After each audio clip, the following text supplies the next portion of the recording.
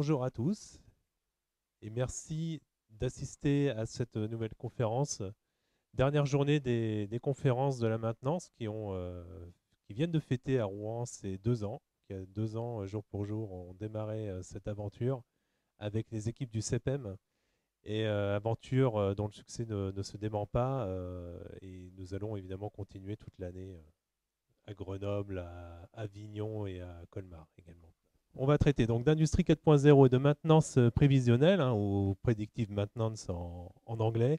C'est vrai que c'est un terme qui est souvent utilisé, parfois un peu à tort en français. On est vraiment sur la maintenance prévisionnelle et cette fois à partir de la technologie des ultrasons qui vont permettre d'entamer une démarche de maintenance prévisionnelle et donc ces ultrasons qui s'inscrivent comme une brique finalement de la maintenance 4.0.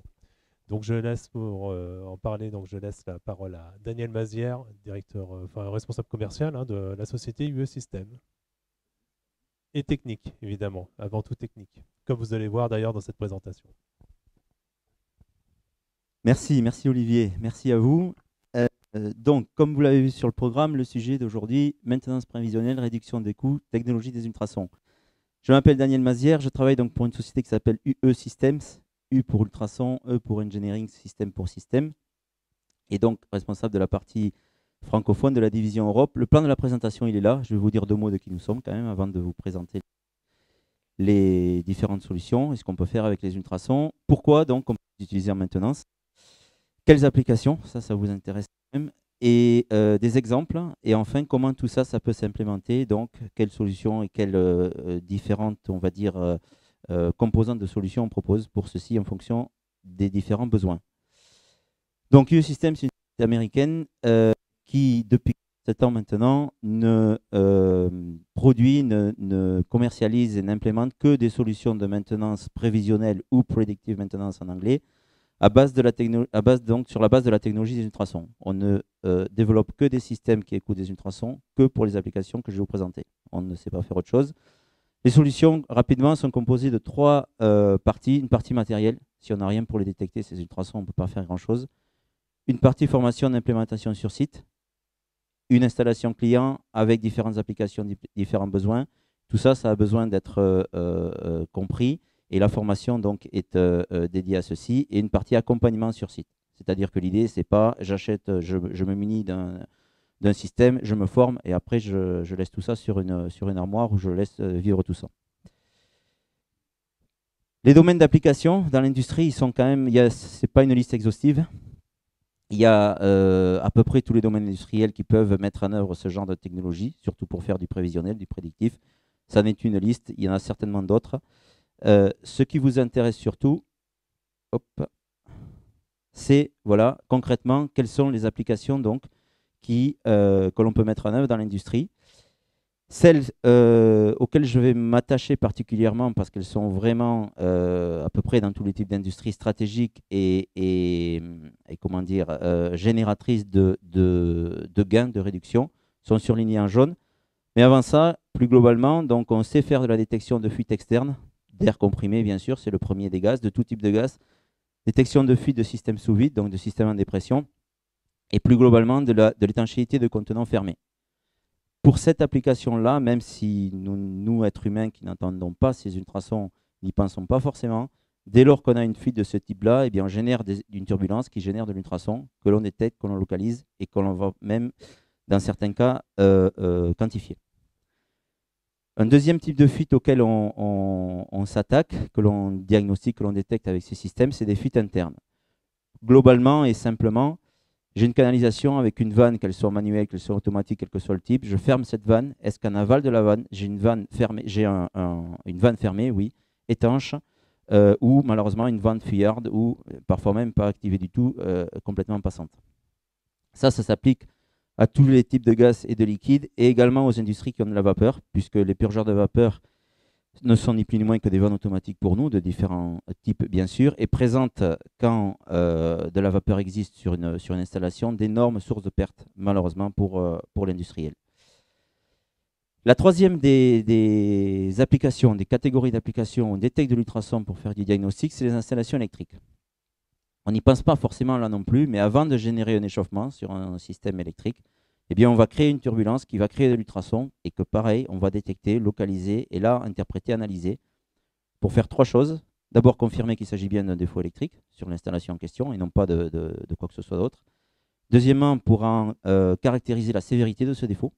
Est-ce que surtout en haute tension, j'ai un défaut naissant ou est-ce que j'ai un défaut qui a déjà commencé à vivre et qui malheureusement est proche de la défaillance du système? Ou est-ce que carrément, malheureusement des fois, je trouve aussi des défauts qui existent déjà depuis longtemps. Donc, inspection d'installation électrique.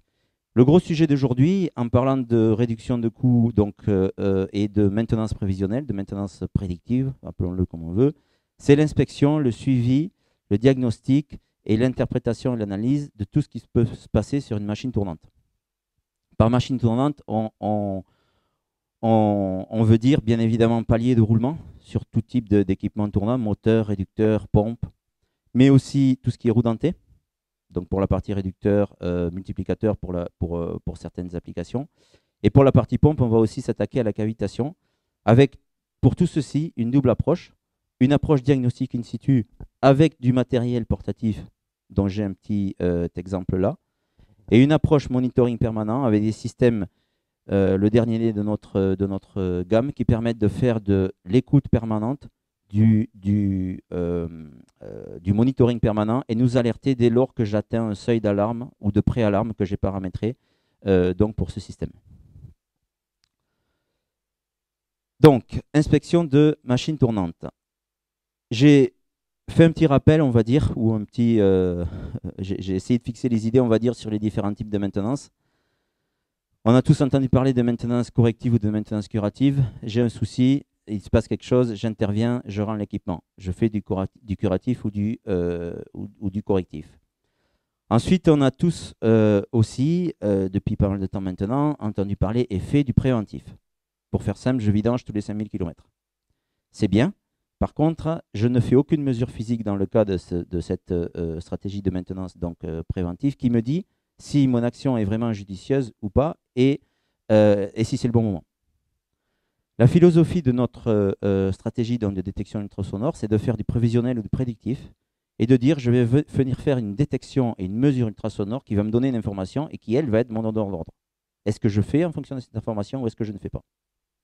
Ça, c'est la philosophie donc, qui s'applique aux différentes applications que je vous ai présentées. Hop. Excusez-moi. Voilà.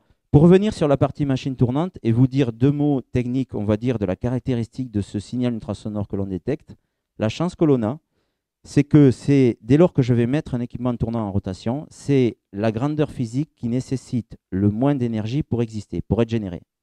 C'est-à-dire que dès lors que je vais mettre en rotation un moteur, par exemple, donc qui va avoir des roulements, des paliers qui vont se mettre à tourner, je vais générer dans ce roulement un niveau de friction qui va générer un signal. Roulement neuf, avant d'être défaillant, avant qu'il se passe quoi que ce soit, j'ai quelque chose. Si j'ai quelque chose avant d'avoir une défaillance, j'ai tout le loisir de voir évoluer ce signal et de le suivre, de le monitorer pour dire très tôt, au plus tôt, le but étant d'éviter ce type d'arrêt là-bas, attention, il se passe quelque chose, je suis en train de changer de mode. Donc, j'ai peut-être une action préventive, une action planifiée à mettre en place. Le but de cette affaire, quand on parle de réduction des coûts, en début de présentation, oui, pour les applications de recherche de fuite, on réduit des coûts sur, bien évidemment, quand il y a des fuites d'air ou de gaz sur une installation, ça coûte. Mais cet arrêt là-bas, pour un industriel, et si vous êtes dans ce domaine, vous n'allez pas me contredire, coûte beaucoup plus cher, malheureusement, et complètement imprévisible. Et c'est aussi une des raisons pour lesquelles il coûte cher, que mes fameuses pertes énergétiques. Là, il y a certes une stratégie de maintenance, mais aussi une stratégie de réduction de coûts. Au plus tôt je détecte, au plus j'anticipe donc ce genre de problème. Le principe, comme je vous le disais, c'est que toute machine tournante qui est en rotation, génère un signal. Et que ce signal, en fait, génère un niveau ultrasonore que je vais venir, par ce type de capteur-là, détecter sur le palier, donc, pour prendre l'exemple d'un palier, sur lequel du système que je souhaite monitorer. Et là, il y a une approche, donc ça c'est pour le principe. L'approche donc structurée et la méthode que l'on met en place est la suivante. La première des choses, c'est de savoir identifier tous les points critiques et stratégique, si je peux dire, par ordre de priorité d'équipement sur mon installation, que je souhaite monitorer, que je souhaite suivre. Par rapport à ça, il y a une solution logicielle qui nous permet de créer des rondes d'inspection, c'est-à-dire je crée un contenant dans lequel je vais nommer différents points que je vais souhaiter inspecter, en l'occurrence des paliers de roulement, de façon logicielle. Dès lors que j'ai créé ça, je vais transférer cette ronde d'inspection dans un appareil portatif de ce type-là, pour la partie manuelle. Et ensuite, je vais faire de la collecte. Je vais faire de la collecte, mais ce que je vais avoir fait avant tout ça, c'est pour chacun des paliers que je vais vouloir diagnostiquer, monitorer, suivre, c'est je vais avoir mesuré, enregistré et mis de façon logicielle une référence à l'instant T0. Qu'est-ce que ça veut dire? Ça veut dire que je vais malheureusement pas avoir le loisir d'avoir des roulements, des paliers neufs sur chacun des équipements que je vais vouloir monitorer. Par contre, à l'instant T aujourd'hui, le temps commençant aujourd'hui pour notre méthode, ce palier-là va avoir une valeur en décibels qui va correspondre donc à ce niveau de friction, une valeur ultrasonore en décibels minimale qu'il aura su faire aujourd'hui. Ça va être notre référence. La démarche là, c'est la suivante, c'est que le but c'est d'éliminer le maximum de variabilité liée à l'équipement en question, aux conditions dans lesquelles il travaille, par rapport à la prise de cette référence. Demain, j'achète 10 roulements identiques chez SKF ou peu importe chez un fabricant de roulements, je les monte sur 10 équipements différents, je vais avoir 10 signatures différentes. Je vais certes avoir les valeurs de référence du fabricant, par contre, ce roulement, il va vivre dans l'équipement, dans le palier dans lequel je vais le mettre en place. Le principe de la prise de cette référence-là, c'est de faire du relatif. C'est-à-dire que si aujourd'hui, on sait prendre cette référence sur l'équipement dans les conditions où il est monté, dans les conditions où il travaille, tout le suivi que je vais mettre en place va être relatif à cette valeur qui sera propre à ce palier. Et non pas à des valeurs données par un constructeur qui ont tout le mérite d'exister. Rien contre ces valeurs, absolument pas. Mais qui par contre sont des valeurs entre guillemets théoriques. Là, ce que je fais, je me prends une signature en intensité ultrasonore et également en forme d'onde que je vais vous montrer tout à l'heure, qui sont relatives, qui sont prises aujourd'hui sur ce palier. Quand j'ai fait ça, je vais faire deux autres choses. La première, je vais, en fonction de la criticité de l'équipement en question et des valeurs que je vais avoir mesurées, je vais établir un plan, une périodicité de prise de mesure. Est-ce que je fais une mesure tous les jours, tous les mois, tous les 3 mois, tous les 6 mois ou tous les 10 ans? Pour faire simple. Tous les 10 ans, non, quand même. Sinon, on n'est plus du tout dans le prédictif ou le prévisionnel. Mais en fonction de la criticité donc, de l'équipement en question, du palier en question, et des valeurs qui vont être mesurées ici, je vais établir un plan de maintenance, un plan de collecte, qui ne sort pas du chapeau, qu'on n'invente pas. Il y a une méthode pour mettre en place ceci. Et la deuxième des choses que je vais faire, je vais mettre en place des niveaux de préalarme et des niveaux d'alarme. C'est-à-dire, je vais mettre en place, toujours sur la valeur mesurée en décibels, un niveau à partir duquel je vais dire, attention, là, il se passe quelque chose, je suis en train de changer de mode, mon roulement ne va pas casser demain matin, mais son niveau en décibels, donc son niveau de friction, est plus élevé que ce qu'il devrait être. Donc, comment je gère ceci? On parle d'alarme de graissage pour le premier niveau, pour les roulements donc, que l'on graisse. Je vais détailler un petit peu plus en détail par la suite donc, de quoi il s'agit. Ensuite, ce que l'on rencontre de plus en plus dans l'industrie, c'est des équipements carénés et des paliers inaccessibles. Donc c'est bien beau de dire je vais aller faire de la mesure sur des paliers en question. Si je dois décaractériser un équipement pour aller faire une mesure et que dès lors que je le décaractérise, j'arrête tout, je ne peux pas mesurer grand-chose. Donc l'idée, c'est d'avoir des capteurs comme ça fixes que je viens fixer avec un système de pastilles qui se colle sur les capteurs. Et que ces capteurs-là, je vais les faire remonter sur des boîtiers d'acquisition comme ceci, auxquels je vais venir, lorsque je vais venir faire mes tournées, connecter cet appareil pour recueillir la valeur en décibels et la forme d'onde, que je vais vous montrer dans 2 minutes, qui correspond à chacun des paliers. Ça, c'est pour la partie capteur inaccessible, mais toujours une prise de mesure manuelle. Ok, alors, excusez-moi, c'est allé un petit peu trop vite. Juste une petite illustration vidéo donc, de ce que ça donne sur un moteur. Ça, c'est la partie, c'est ce capteur-là. C'est ce capteur-là qui se connecte sur l'appareil, la partie aimantée. Ce n'est pas un capteur fixe. C'est-à-dire que j'identifie un point avec là une pastille que j'ai pu fixer sur mon palier de ce type-là. Et là, vous voyez, 37 décibels et la forme d'onde de mon signal. Le but de la manœuvre, là, dès lors que je fais la mesure, c'est de regarder deux choses. D'abord, le niveau ultrasonore en décibels. Et deuxièmement, est-ce que j'ai une forme d'onde régulière, pour faire simple, pour simplifier les choses, ou quelque chose d'irrégulier. Typiquement, dès lors que je commence à arriver sur des formes d'onde irrégulières, ben, ça veut dire que, souvent d'ailleurs, ça s'accompagne d'une valeur en décibels de niveau de friction élevé. Ça veut dire que dès lors que mon palier se met à tourner, eh ben, j'ai des points qui génèrent sur cette rotation des niveaux de friction plus élevés. Et ça correspond à quoi? À un roulement mâché, un écaillage, un problème de. Il y a beaucoup de choses qui peuvent se passer sur un roulement. La deuxième vidéo, hop, ah, je ne vais pas dans le bon sens, excusez-moi. La deuxième vidéo, je fais la même chose, je ne sais pas pourquoi il me fait lire les deux vidéos en même temps, avec ce type de capteur. C'est-à-dire que sur les pastilles dont je vous ai parlé, là, sur les pastilles dont je vous ai parlé, il y a également un petit point avec lequel je peux utiliser ce capteur. Ce capteur, dans le jargon, on l'appelle stéthoscope. La différence, si vous voulez, entre les deux, dans un cas, c'est de faire avec mon stéthoscope du diagnostic in situ, comme je vous disais. C'est-à-dire que j'ai un doute sur tel ou tel palier, eh bien, je ne vais pas mettre une grosse ronde d'inspection en place. Je vais mettre ce capteur sur mon appareil, je vais venir faire une mesure. La deuxième, c'est de faire du suivi prédictif, c'est le cas de le dire. Avec ce type d'aimant, je viens mesurer toujours la même chose au même endroit pour avoir un suivi de ce type-là le plus répétable possible. Ce genre de suivi n'a du sens que si je compare des pommes et des pommes. Si une fois je mesure sur la partie supérieure du palier, l'autre fois dessous, l'autre fois à droite, l'autre fois à gauche, ça ne va pas me dire grand-chose. Donc l'idée, c'est de vraiment mesurer toujours la même chose de la même façon. Là, on était toujours dans la partie manuelle.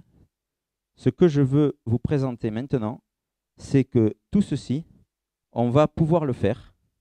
Je vais passer directement au synoptique de notre dernier petit système. On va pouvoir le faire de façon totalement automatique. Vous me voyez venir, hein, c'est-à-dire que ces capteurs-là, c'est les mêmes d'ailleurs. C'est-à-dire que sur une installation, je peux avoir des capteurs comme ça, sur lesquels je viens collecter de la donnée de façon manuelle avec un appareil portatif, mais je peux aussi, les mêmes capteurs, les connecter à ce fameux boîtier, forecast en anglais pour dire prévoir, qui lui va me faire trois choses. Et que je vais piloter d'ailleurs avec le même logiciel. Je vais lui dire exactement, à part qu'il va le faire de façon automatique, ce que j'ai dit à mon technicien, à mon rondier qui va prendre mes valeurs. Je vais lui dire, voilà, sur chacun des paliers, je vais te définir, monsieur le boîtier, une valeur de référence, que j'aurai peut-être d'ailleurs au préalable mesuré avec l'appareil portatif. Et ensuite, je vais lui dire, voilà, sur ce type de palier-là, tu vas me faire une écoute permanente. C'est-à-dire que dès lors, avec ce système-là, la valeur ajoutée de ce système-là, c'est que quand je plug un capteur comme ça sur un palier, il écoute de façon permanente. Ce n'est pas un échantillonnage comme avec d'autres technologies, non. Le capteur est plugué sur le palier, il ramène une information permanente à ceci, mais par contre, il n'enregistre rien. Il n'enregistre rien tant que je n'atteins pas un niveau de préalarme et d'alarme prédéfini. Ça veut dire deux choses. La première, c'est que dès lors que mon palier se met à tourner, il est monitoré. Et la deuxième, c'est que je ne remplis pas une base de données de mesures permanentes effectuées par mon système. Non, mon système va venir m'alerter par SMS, par mail ou sur le tableau de bord du logiciel ou également sur mon interface GMAO, de dire attention, j'ai atteint un niveau de préalarme. Et là, il me fait deux choses, il m'alerte. Et à partir de ce niveau de préalarme, je peux lui dire, en plus de ça, le paramétrer pour lui dire enregistrement la forme d'onde. Et il me l'envoie également par mail. Ça veut dire que si demain je suis responsable maintenant, je ne sais pas moi, d'une installation à Rouen et que j'ai un déplacement en Chine, je peux recevoir un mail avec l'alerte qui va bien, si j'ai bien paramétré ces niveaux d'alarme, et les formes d'onde donc qui correspondent à ce défaut. Et là, je peux faire même l'analyse, puisqu'il y a un deuxième logiciel dont vous voyez la photo ici qui est donnée, faire l'analyse de mon signal et dire à l'équipe sur place, attends, c'est grave, c'est pas grave, il faut faire ci, il faut faire ça. L'idée, c'est vraiment de faire du monitoring permanent, donc l'équivalent de ce qu'on a fait de façon manuelle. Ça, c'est une très belle solution. Par contre, vous comprenez que ça implique des capteurs fixes, un boîtier avec de l'électronique dedans, une solution logicielle, et que ce n'est pas en termes de coût des systèmes, c'est pas des systèmes qui ont un coût exorbitant, mais enfin, je vais quand même relier la mise en place de ce système à la criticité de mes installations. Je ne vais pas mettre ça sur, je sais pas moi, un moteur de fin de ligne qui n'est pas très impactant, même s'il lui arrive quelque chose, on va dire. Par contre, pour faire du monitoring permanent, pour être alerté en temps réel, c'est vraiment quelque chose d'efficace, d'autant plus que je détecte tout. L'idée de ça, c'est tout ça, ça se passe dans le domaine des ultrasons. C'est-à-dire que je n'ai pas besoin d'attendre qu'il y ait vraiment une défaillance importante pour être alerté. Et au plus tôt je suis prévenu de ça, au plus tôt je suis alerté, et bien au plus j'arrête ce fameux point rouge, j'anticipe, on va dire, ce fameux point rouge d'arrêt que j'ai vu tout à l'heure. Donc, je ne sais pas où j'en suis au niveau du timing. J'ai essayé de... J'ai encore du temps. Très bien. Pour reprendre un petit peu la philosophie que l'on a en interne chez nous, c'est qu'on dit, hein, c'est indiqué là, qu'on pense que pour faire de bonnes inspections, eh bien, il faut le bon appareil qui correspond aux bons besoins et la bonne formation, le bon accompagnement, si je peux dire, des équipes en fonction des priorités, des installations et des personnes qui travaillent avec. Je pense que j'ai à peu près couvert ce que je souhaitais couvrir. Et je suis ouvert à toutes les questions, si vous en avez. Très bien, merci. Merci beaucoup, Daniel. C'est bon, ça marche? Merci. Oui, c'est bon. Alors, peut-être une question sur le temps de mise en œuvre sur un équipement ou sur une ligne d'équipement de taille assez moyenne. Enfin, si tu peux préciser sur une certaine taille, combien de temps on peut mettre en œuvre cette technologie. Le temps pour mettre en place une stratégie comme ça, pour reprendre la partie machine tournante avec du matériel portatif, donc avec l'intervention humaine, les programmes de formation qu'on propose, c'est des modules de 2 jours sur site. Donc vraiment, c'est un transfert de compétences. On va dire que la partie développement, la partie détection, tout ça, c'est vraiment intégré au matériel et c'est notre métier. Donc voilà. Après, pour mettre en œuvre ça, il faut que ce soit simple. C'est-à-dire qu'avec des formations de 2 jours, les gens commencent à faire des relevés. Et ce qu'on aime bien faire, c'est déjà bien sûr de faire un suivi de ce qui se passe chez le client, de ce qu'il a comme mesure, voilà. Donc là-dessus, on a un service support qui fait partie de la solution, voilà. Et ce qu'on aime bien faire, c'est faire des piqûres de rappel à T plus 6 mois ou T plus 3 mois, voilà, 2 jours de plus pour corriger un petit peu le tir, pour répondre aux questions et pour quand même une chose que je ne vous ai pas dite, optimiser. Je vais reprendre notre graphe donneur d'ordre et pour optimiser ce type de suivi. C'est-à-dire que là, on a mis en place au départ le fait de dire bon, cette référence, elle ne va pas changer. À moins que je change de roulement, elle, c'est une mesure réelle, concrète sur mon palier, elle ne va pas changer. Par contre, le fait de dire je prends une mesure tous les jours, tous les mois, tous les 3 mois, tous les 6 mois, ça, par contre, ça peut évoluer. Et également les niveaux d'alarme. L'idée de ça, c'est d'acquérir des datas et de voir comment je vais pouvoir faire le moins de mesures possible tout en étant le plus fiable dans mes suivis possibles. C'est-à-dire qu'il y a des équipements où je vais peut-être élargir un petit peu la périodicité de mesure pour avoir la même qualité de suivi, et d'autres, en fonction de leur criticité aussi, où je vais dire attention, là j'avais mis une mesure tous les 3 mois, peut-être je vais passer à 1 mois, parce que c'est un équipement critique, parce que voilà, il y a une variabilité importante dans mon suivi. Donc voilà, je vais adapter ça. Deuxième des choses que je vais adapter, c'est le niveau d'alarme. C'est-à-dire qu'on apprend à connaître l'évolution ultrasonore de nos équipements. Alors, ça ne va pas changer non plus du simple au double. Hein. Ou alors, ça va dire que je me suis vraiment trompé au départ. Mais ça, je l'optimise. Une autre chose, alors j'en profite pour continuer à développer puisque j'ai du temps. Une autre chose, tu as peut-être d'autres questions, vous avez peut-être des questions, je vais y répondre, mais une autre chose qui me vient en vous commentant ceci, c'est l'aspect graissage. C'est-à-dire qu'en faisant ce type de suivi et ce type d'optimisation, le premier niveau d'alarme que je vais, ou de préalarme, on va dire, que je vais avoir établi ici, on considère pour les équipements, pour les paliers que l'on graisse, que c'est une alarme de graissage. C'est-à-dire qu'avant d'aller dire, voilà, j'ai un problème sur ce palier, je vais arrêter la machine, mettre en place une opération de maintenance lourde, sur les équipements qu'on graisse, la première des choses que je vais faire, je vais graisser. Et pourquoi? Parce que en mesurant cette valeur en décibels, là, on mesure le niveau de friction de nos paliers.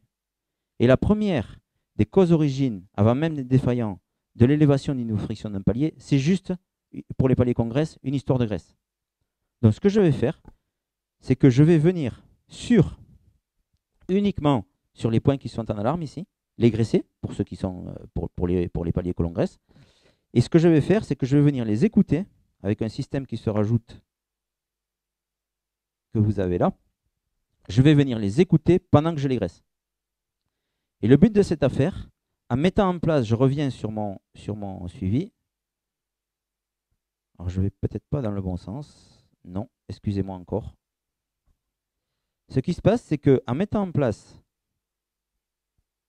ce genre de suivi, concernant le graissage, je vais avoir deux informations avec ce suivi et une que je vais compléter. Je m'explique. Dès lors que j'ai un palier qui atteint ce premier niveau d'alarme, pour moi, ça veut dire qu'il a besoin d'être graissé. Et j'ai deux informations ici. Il a besoin d'être graissé et quand, à ce moment-là. Ça déjà, par rapport à une stratégie, entre guillemets, de graissage traditionnelle qui existe dans l'industrie, j'ai déjà deux informations importantes là. Aujourd'hui, une stratégie de graissage, on va dire traditionnelle qui existe, c'est à fréquence fixe. C'est souvent un nombre d'heures, par exemple, donné souvent par le constructeur de l'équipement.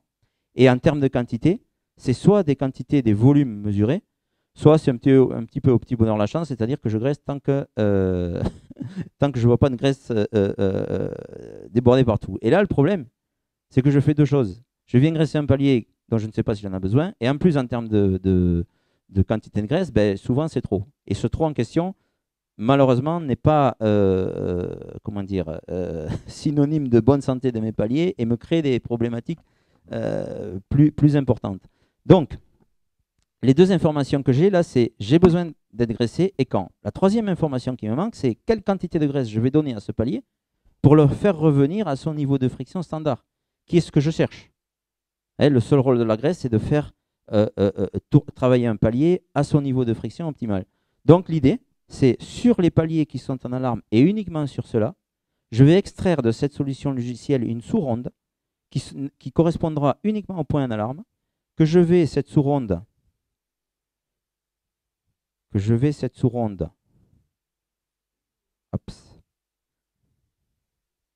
charger via un système de carte SD dans un petit appareil comme ça, et je vais dire à la personne qui est en charge du graissage, monsieur le graisseur, tu ne vas aller graisser que les roulements qui sont sur ta ronde, qui vont s'afficher ici sur ton petit écran, et ce que tu vas faire, tu vas les écouter pendant que tu les graisses. Si la graisse fait son travail, si le seul rôle de la graisse en question étant de faire diminuer le niveau de friction, si la graisse fait son travail, il va arriver un moment où quand je vais me mettre à graisser, le niveau de friction va baisser, la valeur en décibels va baisser. Ce que je vais écouter dans mon casque, ce que je ne vous ai pas dit aussi, c'est qu'on connecte un casque d'écoute à tous nos systèmes pour retranscrire un signal audible, parce que mon oreille humaine n'entend pas les ultrasons, à l'utilisateur. Et concrètement, dans le casque, dans les oreilles du graisseur, je vais avoir quelque chose comme ça.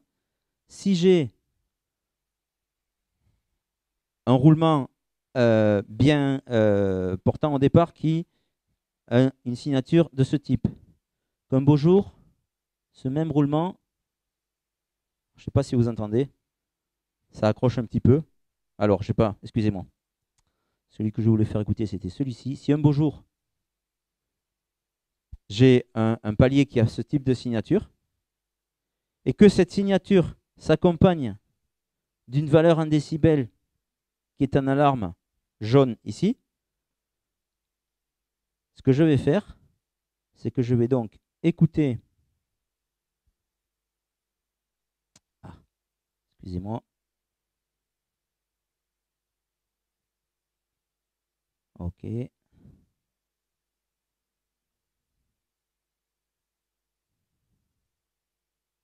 Bon. Voilà. C'est que je vais me mettre à écouter ce même palier pendant que je le graisse. Il gratte. Alors, je ne vous ai pas, excusez-moi encore, celui que je voulais vous faire écouter, c'était celui-ci. Donc, il gratte au début. 2-3 coups de pompe à graisse, il arrête, son niveau, sa signature redevient identique à celle du départ. Il a la quantité de graisse qui lui est juste nécessaire pour avoir son niveau de friction optimal. Je n'ai graissé que les roulements qui en ont besoin, au moment où ils en ont besoin, et avec la bonne quantité de graisse, en m'attaquant à ceci. Il y a une question. Bonjour. Bonjour. J'ai 4 questions. Vous avez parlé des niveaux d'ultrasons et indiqué qu'ils dépendent des roulements. En cas de changement de roulement, est-ce qu'il faut réétalonner, réajuster les seuils d'alarme? Oui. Alors, en cas de changement de roulement, ce qui va changer, c'est le niveau de référence. Parce que on ne va pas s'amuser à changer tous les roulements d'une usine, rien que parce qu'on met ceci en place. Sinon, on prend le problème à l'envers. Donc, qu'est-ce qui se passe? Lors de nos formations, quand on transfère cette méthode-là, si vous voulez, on apprend aux utilisateurs à prendre cette référence. Il y a 4 méthodes pour prendre cette référence. Dans une de ces méthodes, un des cas de cette méthode, c'est de dire si dans le temps, à un moment donné, pour une raison ou pour une autre, je viens changer ce roulement, je reprends la référence. Si la référence du roulement précédent, si le roulement précédent, on va dire, avait plus vécu que le roulement que je monte, ce qui paraît logique, cette valeur va baisser. Cette valeur baissant, je vais paramétrer. Donc, ce qui va changer, c'est cette valeur. Et ces niveaux d'alarme, là, s'ils ont été correctement positionnés, ce ne sont pas des scalaires, ce ne sont pas des valeurs en décibels, ce sont des deltas par rapport à ma référence. C'est-à-dire que cette référence, c'est la référence d'un nouveau roulement, mais sur le même équipement. Donc, ce qui change, c'est la référence, et je fais tout baisser. C'est le delta qui change. D'accord? Ok.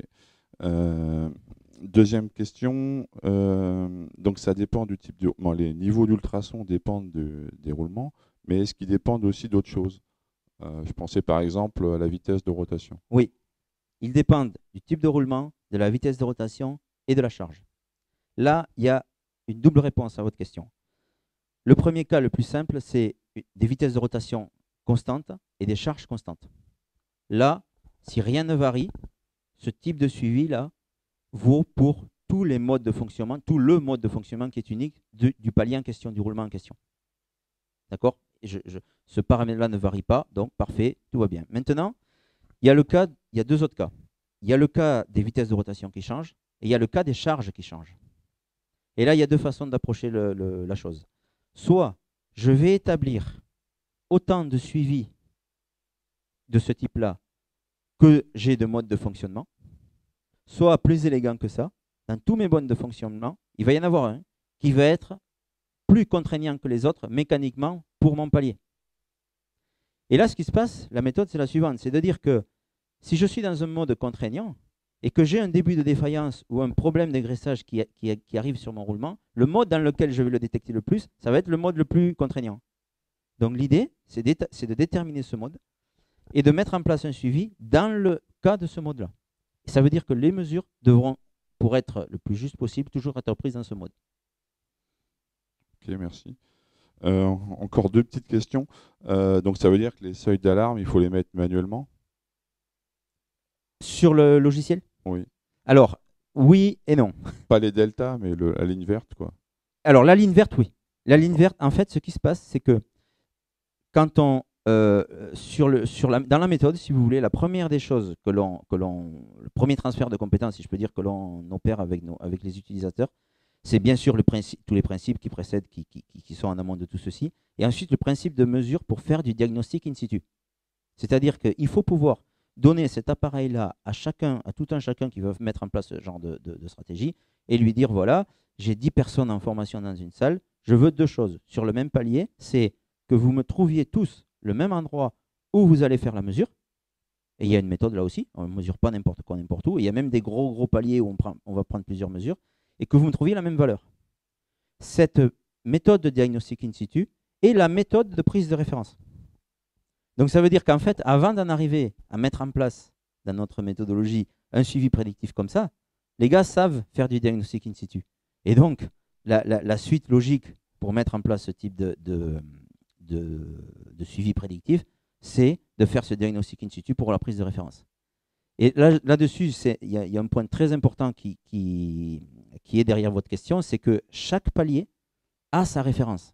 Il ne s'agit pas d'aller dire, et c'est ça la puissance de ce système-là, il ne s'agit pas d'aller tout uniformiser, parce que si j'uniformise tout,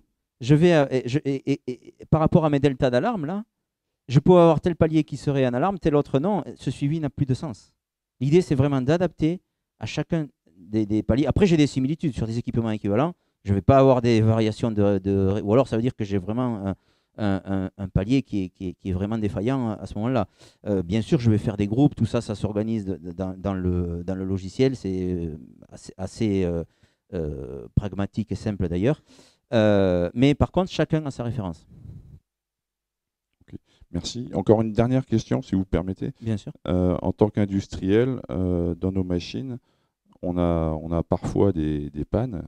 On aimerait bien les éviter, mais ce n'est pas forcément des pannes de roulement ou liées à la lubrification. Il y a souvent des problèmes d'équilibrage, d'alignement, de choses comme ça. Voilà. Est-ce que les ultrasons répondent à cette problématique? Oui, par élimination. C'est-à-dire que, je ne suis pas assez rentré dans les détails peut-être, et ça me donne l'occasion d'y venir. C'est-à-dire que, vous voyez, alors je vais utiliser, que ce soit sur le système automatique ou sur le système manuel, c'est la même chose, hein, sur le principe. C'est-à-dire que vous voyez ici que via notre système automatique ou via ce système, alors je ne peux pas tout tenir en même temps, désolé. En plus de la valeur en décibels que je reporte sur ce graphe-là et que je mesure là-dessus, j'ai des formes d'ondes que je visualise et que j'enregistre. Dans ces formes d'ondes, il y a énormément d'informations. Il y a un deuxième logiciel, si vous voulez, qui permet d'analyser ces formes d'ondes en vue temporelle ou en vue fréquentielle, ou en FFT, qui vont me confirmer que l'élévation en décibels, le niveau d'alarme que j'ai atteint, est relatif au roulement et pas autre chose. Ça veut dire que par élimination, si je me retrouve par exemple avec un point d'alarme ici, et que je fasse une analyse qui m'indique, selon la méthode d'analyse, que cette valeur en décibels n'est pas liée au roulement, je ne vais pas vous dire c'est un problème d'alignement, c'est un problème de balourd, c'est un problème autre, mais je vais vous dire c'est pas un problème de roulement. D'accord? Ça, c'est la première des choses que vous allez faire. La deuxième des choses, c'est qu'on peut se trouver dans l'industrie avec des cas de défaillance comme ça récurrentes. C'est-à-dire que typiquement, si vous êtes en charge de maintenance d'installation industrielle, malheureusement ça arrive, j'ai le moteur lambda avec le roulement de sortie qui, tous les 3 mois, je passe une commande pour changer ce roulement et à 15 jours près, je ne sais pas s'il va me casser en début de mois, en milieu de mois ou en fin de mois. Il y a quand même quelque chose sur... les choses n'arrivent pas par hasard, quoi. Il y a quand même une cause origine qui génère ça. Ce que je vais faire avec ce type d'analyse, c'est remonter à la partie du roulement, un petit peu comme l'analyse vibratoire, qui a causé cette élévation en décibels. Et ça va me donner des indications, notamment sur des problèmes d'alignement ou des problèmes de balourd. Donc l'idée, c'est vraiment de prendre les choses step by step, comme disent nos amis anglais, et de ne pas aller dire tout et n'importe quoi selon une analyse là, comme ça, au pied levé sur un coin de table. Non, c'est vraiment de trier les variables et d'éliminer les causes les unes après les autres pour arriver effectivement à la cause origine de mes problèmes.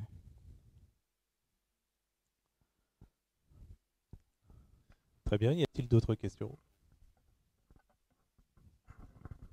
Oui, vous nous avez expliqué, bonjour d'abord, Bonjour. vous nous avez expliqué qu'on travaille en relatif, donc est-ce que ça veut dire qu'il faut d'abord se faire son expérience ou est-ce que vous avez des modèles qui permettent déjà de détecter les premières pannes, enfin les premières dégradations avant qu'on ait les premières pannes, quoi.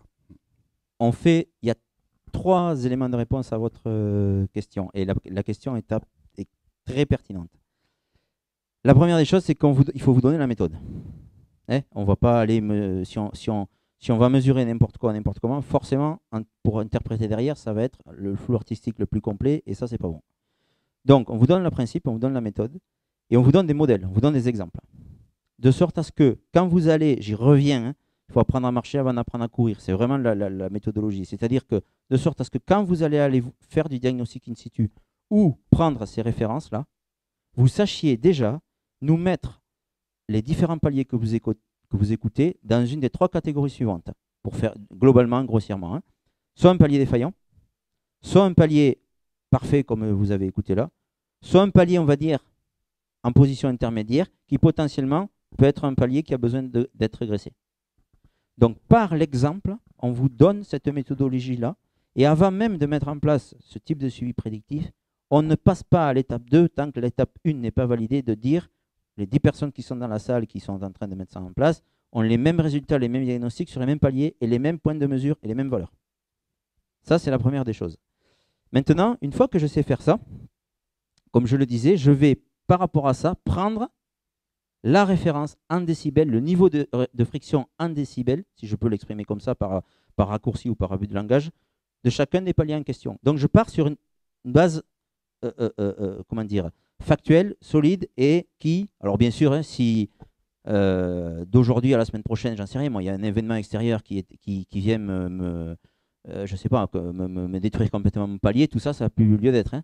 Mais bon, toute chose étant égale par ailleurs pour un suivi standard, je dirais, pour un fonctionnement standard, je sais prendre cette référence. Et ensuite, je viens adapter mes niveaux. C'est vraiment rationnel, logique, et on n'invente rien. Sinon, pourquoi on n'invente rien et on ne peut pas se permettre d'inventer? Parce que la suite logique de ça, c'est quoi? C'est une intervention de maintenance, voire même un arrêt de l'équipement. Si on n'est pas sûr de notre coût sur ce genre de suivi, il ne faut pas qu'il y ait d'incertitude dans la prise de décision qui découle de ça.